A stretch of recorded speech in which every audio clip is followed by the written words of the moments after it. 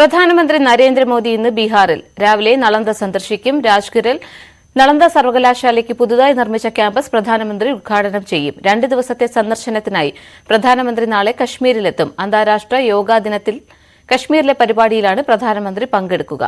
Taka തീരത്തെ യോഗ കേന്ദ്രത്തിലെ പരിപാടിയിലാണ് അദ്ദേഹം പങ്കെടുക്കുക. പ്രധാനമന്ത്രിയുടെ സന്ദർശനത്തോടനുബന്ധിച്ച് കശ്മീരിൽ സുരക്ഷ ശക്തമാക്കി.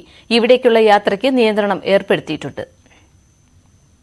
മൂന്നാം മോദി സർക്കാരിന്റെ പ്രഥമ പരിഗണന കർഷകർക്കാണെന്ന സന്ദേശവുമായി പ്രധാനമന്ത്രി നരേന്ദ്രമോദി 3ാം തവണയും തന്നെ എംപിയായി തെരഞ്ഞെടുത്ത വാരണസിയിലെ ജനങ്ങൾക്ക് മോദി നന്ദി പറഞ്ഞു. എംപിയെ മാത്രമല്ല, പ്രധാനമന്ത്രിയെ കൂടിയാണ് തെരഞ്ഞെടുത്തത്. ഇന്ത്യൻ ജനാധിപത്യത്തിന്റെ ശക്തി ലോകത്തെ മുഴുവൻ സ്വാധീനിക്കുന്നതാണെന്നും പ്രധാനമന്ത്രി പറഞ്ഞു.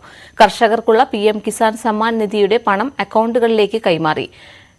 നരേന്ദ്രമോദി കാശി വിശ്വനാഥ ക്ഷേത്രത്തിൽ ദർശനം നടത്തി. പിന്നാലെ ദശാശ്വമേധ ഘട്ടിലെ ഗംഗാ ആരതിയിലും പങ്കെടുത്തു. പ്രധാനമന്ത്രിക്കൊപ്പം ഉത്തർപ്രദേശ് മുഖ്യമന്ത്രി യോഗി ആദിത്യനാഥും ഉണ്ടായിരുന്നു. മൂന്നാമത് പ്രധാനമന്ത്രിയായ ശേഷമുള്ള ആദ്യ വാരണസി സന്ദർശനമായിരുന്നു നരേന്ദ്രമോദിയുടേത്.